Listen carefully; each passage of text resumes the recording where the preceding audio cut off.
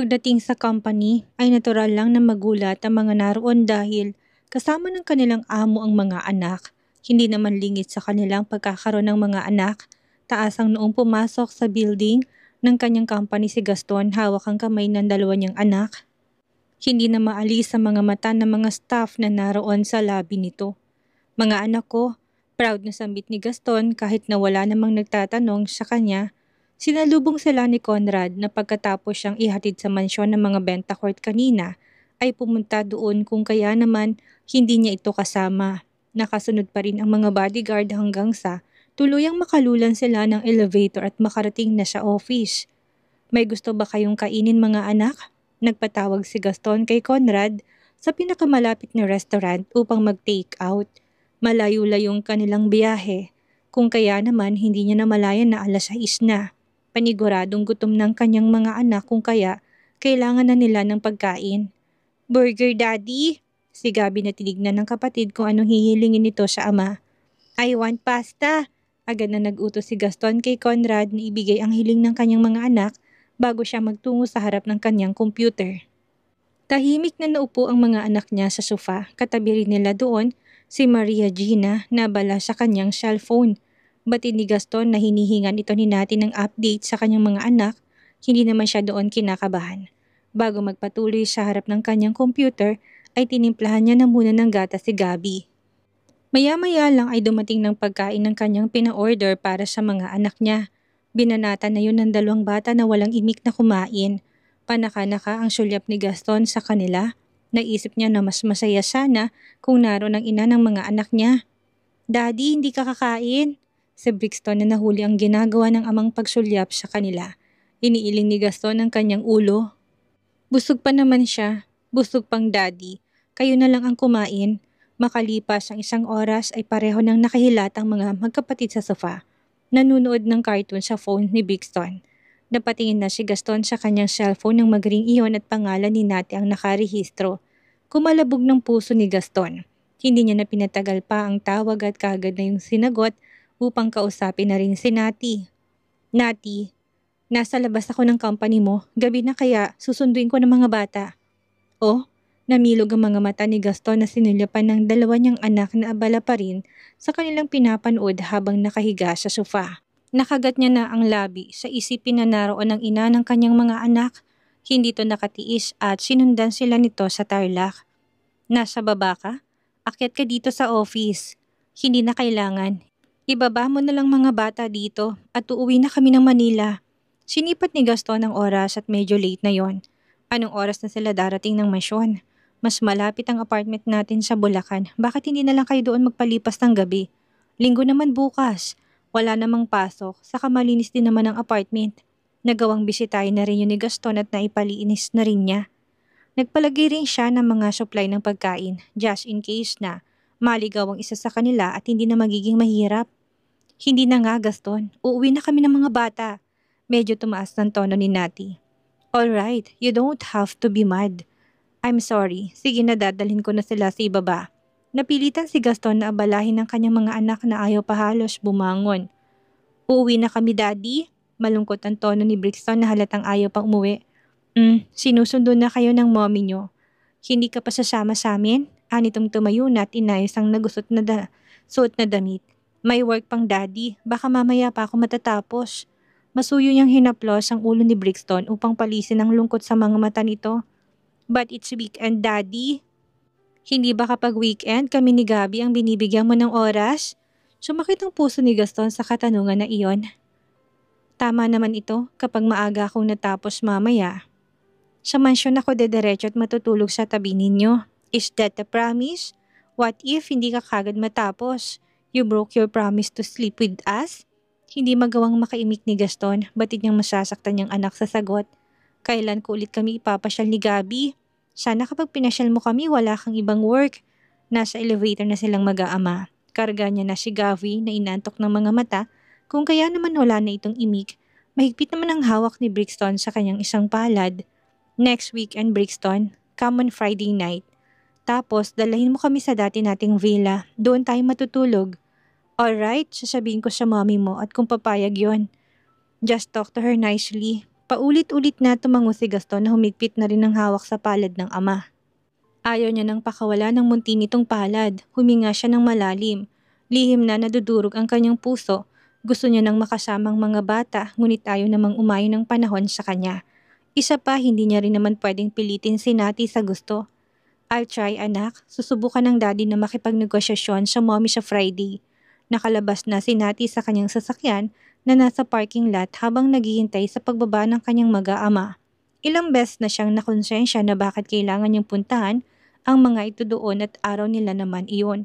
Nakagat niya ng pang-ibabang labi, lalo nang matanaw niya ng bulto na lang tatlo. Malayo pa lang ay kita niya ng bagsak ang balikat ni Brixton na halatang ayaw pa nitong umuwi ng mansyon. "Pasensya na kung sinundo ko na sila dito, Gaston. Ikaw lang din naman ang inaalala ko," explain ni Nati, kahit na hindi naman niya hinihingaan ni Gaston nang makalapit na ito. "Busy ka at ako nang nag-a-adjust. Baka rin kasi pinapahirapan ka ng dalawang bata." "Hindi nila ako pinapahirapan, Nati. Sobrang behave ng dalawang bata habang kasama ko." Walang imik na pumasok na si Brixton sa likod ng bahagi ng sasakyan nang iabot ni Gaston si Gavi kay Nati. Aandap-andap ang mga mata nito na sumasara dahil sa matinding antok. Busog na rin sila. "Mag-ingat kayo pabalik ng Maynila, just in case na pagod ka ng magmaneho. Gaya ng sabi ko, pwede kayo sa apartment natin sa Bulacan. Bukas na lang kayo umuwi ng mansyon. Mas safe din yon dahil anong oras na rin naman. Salamat sa pagpapahiram mo sa akin sa mga bata." "Okay, you're welcome." Pumasok na si Nati sa likod ng sasakyan upang ilagay sa car seat si Gavi. Sumenyas naman siya kay Maria Gina sa passenger seat na maupo.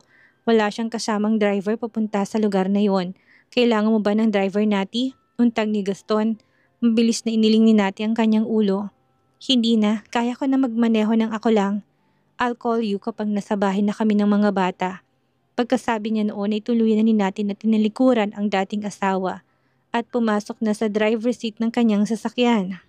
Tahimik na pinanood naman ni Gaston ang ganap. Kung siyang tatanungin ay gusto niya na sumama sa kanyang mag-iina, ngunit may mga bagay na kailangan niyang unahin kaysa sa kanyang nararamdaman at nais na gawin sana. "Bye, Daddy. See you next weekend." Si Brixton na hindi na maasang tutuparin ang sinabi ng ama na pupunta ng mansyon sa gabing iyon upang makatabi nilang makatulog ng kapatid. Kumaway lang si Gaston habang papalayo ang sasakyan nila sa kanyang harapan. Ang panoorin na umalis ang kanyang mag-iina ay nagbigay na ng matinding sakit sa dibdib niya. Gusto niya tuloy na manigarilyo, ngunit hindi naman niya yun pwedeng gawin sa katawan niya. Mari ipinagbawal yun ng kanyang doktor at dahil masunurin siya, kailangan niyang sundin. Kalaunan ay muli siyang umakyat ng opisina upang tapusin ang ginagawa niya. "Nasa na mga bata, Mr. Barcelo?" Tanong ni Conrad na inutusan niya na maikunin lang sa kabilang department ng dokumento at kababalik lang ng kanyang opisina. Sinundo na ng kanilang ina. "Ha? Pinuntahan sila dito ni Miss Bentacourt?" Gulantang nitong tanong na naburo ng mga mata sa mukha ni Gaston. Kaya pala biglang tumamlay ang kanyang amo ay dahil dito. "Oo, dapat talaga hindi ko na lang sila sinama. Nag-aalala tuloy ako sa ilang oras nilang biyahe paluwas. Nakakapagod yun. Wala pa namang kasama si Nati na driver upang palitan siya. Sa bagay, traffic naman at kahit paano ay makakapagpahinga siya ng kaunti. Sinabihan ko rin naman silang dumaan sa apartment sa Bulacan just in case na hindi kayanin. Pero knowing Nati, mukhang hindi niya gagawin kahit napagod ang mga braso sa pagdadrive." Taliwas naman yon sa tumatakbong isipan ni Nati ng mga sandaling yon. Natatempt siya na gawin ang gusto ni Gaston sa apartment na sila magpalipas ng gabi ng mga bata sa Bulacan. Tiningnan niya ang matamlay na si Brixton sa rearview mirror habang nakatunghay sa labas ng bintanang mga mata. Pinapanood ang daan sa gilid na patuloy na nilalampasan. "Brixton, na-enjoy niyo ba ni Gavin na kasamang daddy ngayong araw?" Usisa niya para iwaglit ang isipan na sundin ang gusto ni Gaston na dumaan sila ng apartment nila sa Bulacan. Nagangat na ng tingin si Brixton nang marinig ang tanong ng ina. Nilingon siya nito. "No, mommy." Dismayadong tono nito na halatang yun ang totoong nadarama. "Why?" Pilit pa rin ni Nati na maging kalmadong timbre ng boses habang kausap ang anak. "Kasi sinundo mo kami.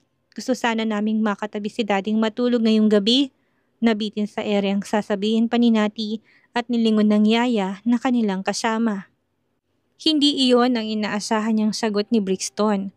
Mukhang naging kasalanan niya pa ang dahilan ng lungkot sa mukha nitong nakabalandra. Ilang beses niyang binasa ng laway ang labi niya. "Kasi gabi na, Brixton, at saka It's the weekend, mommy. Putol nito sa kanya na akala mo'y kung sinong matandang kausap niya. Nanlamig na si Nati. Pakiramdam niya na real talk siya ng anak. May point naman ito. Hindi ba kapag weekend dapat si daddy ang kasama namin ni Gabi? Sana hinintay mo na lang kaming umuwi ng mansyon bukas. 2 days in a week lang naman ito kung mangyari. Saka nagpaalam naman si daddy na isasama niya kami sa company kanina eh. Sinundo mo kami kaya hindi na namin nasulit ni Gavi ang oras na kasama namin si daddy. Walang mahugot na mga salita si Nati sa nararamdaman niyang bakas ng tampo ng anak. Paano niya ba ipapaliwanag sa anak ang side niya? Bata pa ito at hindi niya pa rin naman yon maintindihan. Mali nga ba ang ginawa niya? Mali ba na mag-alala siya sa mga anak niya? Oo, ama nila ang kasama nila kanina pero may history kasi na nagawa nito noon na halos magpabaliw sa kanya. Ayaw na niyang mangyari yon. Ngunit maunawaan ba yun ng anak niya kapag sinabi niya? Hindi pa nito abot ng isip ang bagay na yon. Malayong masyado. 2 days lang yun pero pinagkakait mo pa sa amin ni Gabi na maranasan. Lingon niya sa kapatid na sa mga sandaling yon ay nagawa ng makatulog. Parang pinipiga ang puso ni Nati sa akusasyon ng kanilang panganay. Maramot ba siyang ina? Bakit hindi na lang kayo ulit ni Daddy na magsama sa isang bahay para buo na tayo? Gaya ng dati, para hindi na kami ni Gavin ang lilimos ng oras sa kanya. Hindi ba yun pwede, Mommy? Nagbago na si Daddy, Mommy. Maalaga na rin siya. Hindi na rin siya kagaya ng dati. Mahal niya na kami ni Gabi. Nalagkit ang mga lalamunan ni Nati. Naiiyak siya. Yun ang emosyon na naramdaman niya habang nakikinig sa sentimiento ng anak. Yun ba talagang nakakapagpasaya sa kanila? Nararamdaman ko na gusto niya rin kaming makasama. Malakas ang tawa niya kanina habang nakatingin sa amin. Nakangiti rin ang kanyang mga mata at hindi lang ang labi niya, Mommy. Habang pinapanood niya kami, naluluha rin siya sa sobrang tuwang kasama niya kamit na yayakap. Wala na ba talaga tayong pag-asa na maging isang buong pamilya pa? Humapdi ng bawat sulok ng mga mata ni Nati sa naging katanungan ng anak. Paano niya ito sasagutin? May tama nga bang sagot doon? Saan niya umpisahan ang explanation? Masama ba siyang ina kung inuuna niyang protektahan ang peace of mind niya kumpara sa kaligayahan ng mga anak niya na makasamang kanilang ama? Litong-lito na siya doon. Gusto namin ni Gabi na gaya ni Nixa, Sky at Brexa na buong pamilya. Sama-sama sila nila Tito Nick. Hindi mo ba yun magagawa ng paraan para maranasan namin ni Gabi, Mommy? Gusto namin si Daddy nakasama yung uwi siya na bahay natin kada gabi. Gaya ng dati doon sa bilan natin, hindi ba? Gaya noon? Nanghinat parang naputulan ng dila si Nati. Hindi niya na magawa pang makapag-focus sa daan. Tinatridor siya ng kanyang nagtatagong damdamin at mga luha. Bumagal ang takbo ng kanyang sasakyan. Bilang isang ina, kahinaan niyang naging pakiusap ni Brixton sa kanya ngayon. Para siyang pinaparusahan. Anak, hindi niya magawa pang ituloy yon dahil hindi niya rin alam ang karugtong. Tumikim pa siya upang klaruhin ang boses niya tuwag doong bumigay at pumiyok. Sa edad ni Brixton, alam niyang normal lang ang ganun na maging reaksyon niya. Nasa inggit era pa siya, sure siya na maintindihan din ng anak ang dahilan, oras na lumaki na at nasa hustong edad na. Kapag meron ng tamang pag-iisip at banda pa roon ng panganay niya, malalaman nito ang tunay na dahilan kung bakit hindi sila magkakasama. Sa ngayon ititiisin niya na lang muna, palalampasin sa kabilang tenga ang mga tanong nito na masakit sa puso dahil hindi pa nito yung lubusang maintindihan. Mommy, kung hindi mo kami mapagbibigyan ni Gabi, pwede bang ganito na lang ang setup? Kada Friday night hanggang Sunday night ay payagan mo kaming makasama namin si Daddy? Please, Mommy. Please. Yung hindi mo kami susunduin, yung hahayaan mo kami na matulog sa isang kamang katabi siya. Humina ng boses ni Brixton na bahagya pang pumiyok. Pilit na pinipigilang ipakitang luha sa kanyang ina. Hindi niya ito gagamiting sandata sa kanilang ina. Tumikim muli si Nati upang klaruhin ng boses na parang may nagbara sa lalamunan niya. Brixton, wala ka namang ibang lalaki sa buhay mo, hindi ba, Mami? Wala kang pinapakilala sa amin ni Gavi upang ipalit mo sa pwesto ni Daddy. Hindi ba? Saka ayaw namin ni Gabi ng bagong Daddy. Si Daddy lang ang gusto namin habang buhay na Daddy. Hindi kami papayag na palitan mo siya. Kung papalitan mo siya, ibigay mo na lang ako kay Daddy. Kami ni Gabi. Pagak na natawa na si Nati. Anong kalokohan ang pinagsasabi ng kanyang anak? Hindi pinansin ng banta nito sa huli. Wala hindi na maghahanap ng ibang lalaki ang Mommy. Happy na ako sa inyo ni Gabi. Panay tingin ni Brixton sa ina na huminto sila sa garahe ng apartment nilang dati sa Bulacan. Hindi naman nagtanong si Maria Gina na nauna nang buksan ang pintuan upang buksan ang mga ilaw at muling bumalik ng parking lot upang buhati ng himbing na si Gabi. Dito na lang muna tayo matutulog, bukas na tayo uwi ng mansyon. Sinati nang makitang mga mata ni Brixton na puno ng mga tanong kung anong kanilang ginagawa sa lugar. Bumitak na sa isang masayang ngiti ang labi ni Brixton na patalo ng bumaba ng sasakyan. Mommy, dito ba uuwi si Daddy mamaya after ng kanyang trabaho? Ginalaw ni Nati ang magkabila niyang balikat. Hindi niya na itanong kaya wala siyang alam. Busy pang Daddy kaya paniguradong hindi yun uuwi anak. Hindi siya pinansin ni Brixton na patalon-talon na sumunod kay Maria Gina, papasok ng apartment. Hindi na nagulat si Nati nang makitang malinis ang apartment. Inasahan niya na yun.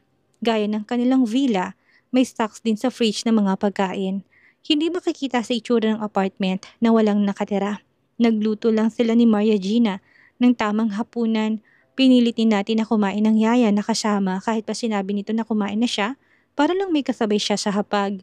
Busy na si Brixton sa mga naiwan itong laruan doon na halatang miss na miss laruin. Nasa silid naman na si Gabi na mahimbing pa rin ang tulog.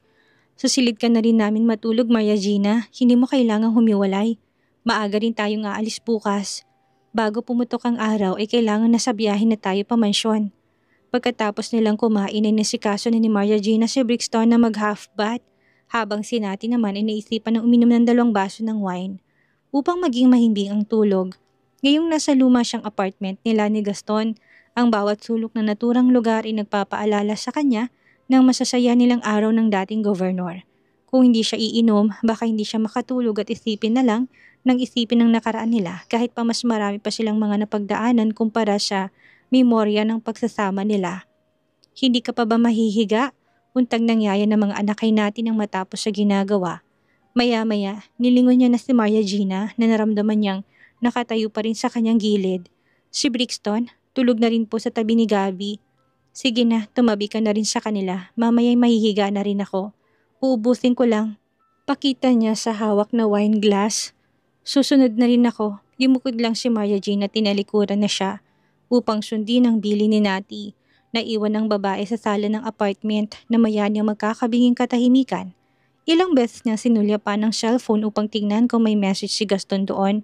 Wala. Ilang beses na rin siyang nagtipa ng message na sinasabi dito na nasa apartment ngayon sila.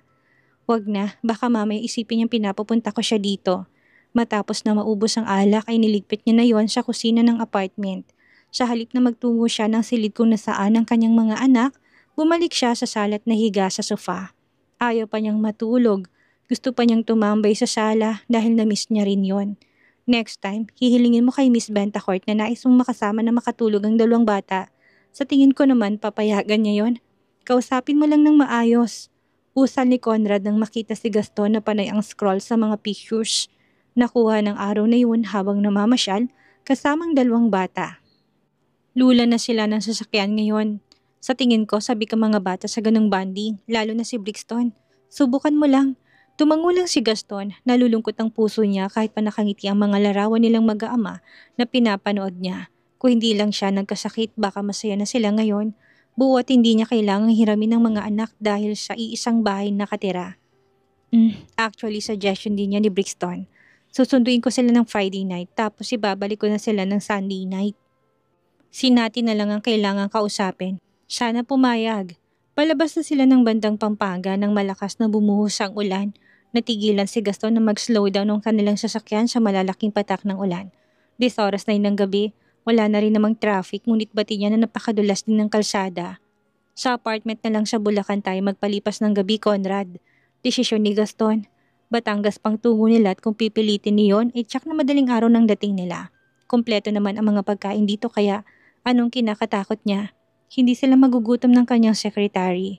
Noted, Mr. Barcelo. Sa pagkakataong yun ay sinubukan ni Gaston na tawagan si Nati upang kamustahin ang kanilang biyahe. Sa tansya niya ng oras ng biyahe malamang wala pa marahil sila. Sa Manila ay baka naman kararating lang nila ng mansyon, lalo na kung maabutan sila ng buhos ng ulan. Kilala niya rin ito, hindi nito bibilisan ang takbo ng sasakyan lalo na kung lulan ang kanilang mga anak. Wala naman siyang ibang pakay kaya siya napatawag. Nais niya lang malaman kung nakarating sila ng mga bata ng maayos. Gusto niya lang makibalita. Yun lang naman, hindi naman yun napansinin natin na nakahiga na ng mga oras na yun sa sofa. Nahigaan niyang phone na bagamat patuloy na umiilaw ang screen ay hindi niya napansin dahil may takip na braso ang dalawa niyang mga mata.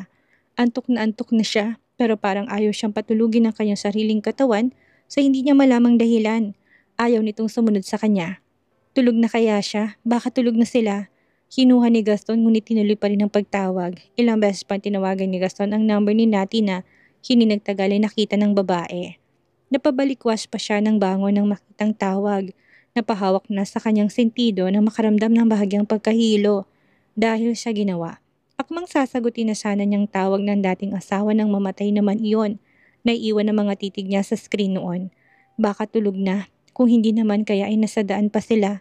Muling himig ni Gaston sa likod ng sasakyan ng sarili lang din naman ang kanyang kausap dahil busy din si Conrad sa Manibela. Hindi niya na inulit ang tawag sa pagkakataong iyon ay hinihintay ng muli ni Nati na tuluyan ang nagising ang kaluluwang inaantok kanina.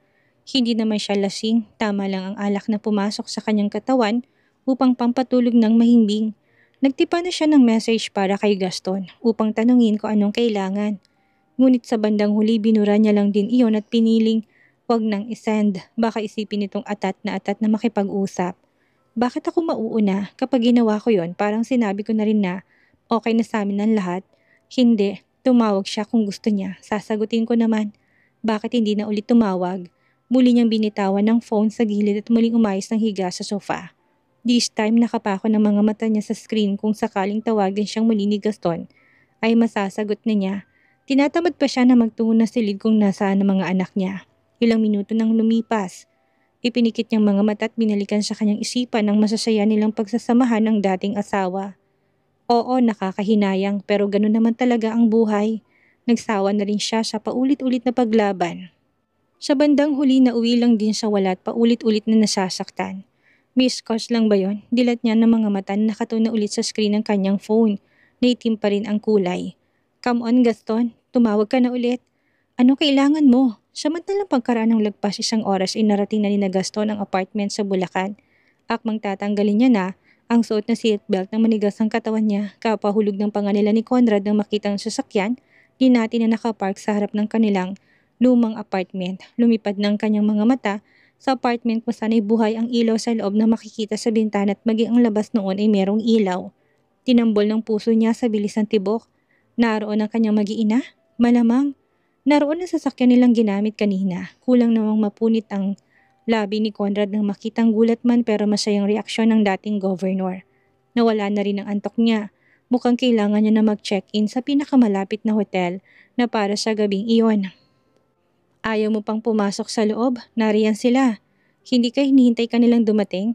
Nasa harapan na silang dalawa ng pintuan. Buhay ang ilaw sa apartment kung saan ay sign na may tao sa loob na makailang beses na sinipat ni Gaston gamit ang mga matang hindi pa rin makapaniwala. Ilang beses na pinisil ni Gaston ang magkabila niyang pisngi upang gisingin ang sarili. Baka mamaya nakatulog lang pala siya sa kotse at panaginip ang nangyayari ngayon. Nakala niya totoong nangyayari. Napaigik siya na maramdaman niya ang hatid ng sakit. Hindi niya malaman kung anong mararamdaman bukod sa saya. Naiiyak na siya sa sobrang galak. Pagpasok niya sa loob ng apartment, anong sasabihin niya? Naduduwag siya. Paano niya pakikiharapan ang kanyang mag-iina? Gising pa kaya sila? Paano kung tulog na? Gigisingin niya para lang ipaalam na naroon siya? Kung alam lang niyang naroon sila, inagahan na sana niyang umuwi. Ano pang hinihintay mo? Pasok na sa loob. Marahang tulak sa kanya ni Conrad na nauna pang maging emosyonal sa dating governor. Hindi niya rin kasi in-expect na magkakaroon ng reunion ang mag-anak sa gabing iyon. Hindi ba't pangarap mong makasama silang matulog? Baka tulog ng mga bata. Di gisingin mo, ipakita mo sa kanila na nandito ka. Malay mo matulungan ka ng mga anak mo na kumbinsihin si Miss Bentacourt na ayusin ang pamilya niyong watak na muli pang mabuo. Hindi kumibo si Gaston na natiling nakatayo pa rin. Hindi niya gagamitin ang mga bata. Kung sakali man na gusto niya makuhang muli ang tiwala ni Nati, paghihirapan niya yon. Muli niyang pagsisikapan para sa susunod hindi niya maisip na ulitin pa ang pagkakamali niya. Sa kotse na lang ako matutulog ngayong gabi, dagdag ni Conrad na kaagad na rin siyang iniwan. Ilang minutong pinalipas ni Gaston bago siya napasyang pumasok sa loob ng apartment. Unang langhap niya ng hangin sa loob ay naamoy niya na kaagad ang pabango ni Nati na humalo sa hangin at hindi nagbago. May kahalo yung amoy ng alak na marahil ay binuksan niya since malamig ang panahon o kung hindi naman ay pagtanggal ng pagod sa pagmamaneho. Nakagat ni Gaston ang kanyang pang-ibabang labi. Para siyang naglalakad ngayon sa magandang panaginip. Sa matagal niya ng pangarap na minsan, sana maranasan niyang umuwi ng tahanan kung saan ay maabutan niyang nandun ng kanyang mag-iina. May pananansiyang mga yapak niya pagpasok ng sala. Una niyang napansin ay ang bote ng alak sa center table ng sala at ang basong ginamit. Hinubad niyang suot na coat, nilingon ang pintuan ng silid kung saan sila natutulog. Napangiti siya nang makitang sapatos ng dalawang anak sa gilid ng pintuan at ang bag nilang dala-dala. Nang ilabas niya kanina, ninuwagan niyang suot na necktie. Papasok ba siya sa loob? Hindi, sisilipin niya lang ang mag-iina. Bago niya tuluyang mahubad ang suot na necktie ay napansin niyang bulto ng katawan na nakahiga sa mahabang sofa. Dahil bahagya yung gumalaw at yumakap sa throw pillow. Napakurap ng mga mata ni Gaston na parang tinulos sa kanyang kinatatayuan. Si Nati yun, sigurado siya. Ni hindi nito nagawang magpalit ng suot nitong damit. May kaunting hilik kaya alam niyang dito ito nakatulog. Hinihintay ba siya nitong dumating? Masarap sana sa pakiramdam. Kung ito ang dahilan ng babae, feeling tuloy ni Gaston, kagaya sila ng dati. Buo at walang naghihiwalay. Natalia, bakit hindi ka nagpalit? May mga damit ka naman sa closet.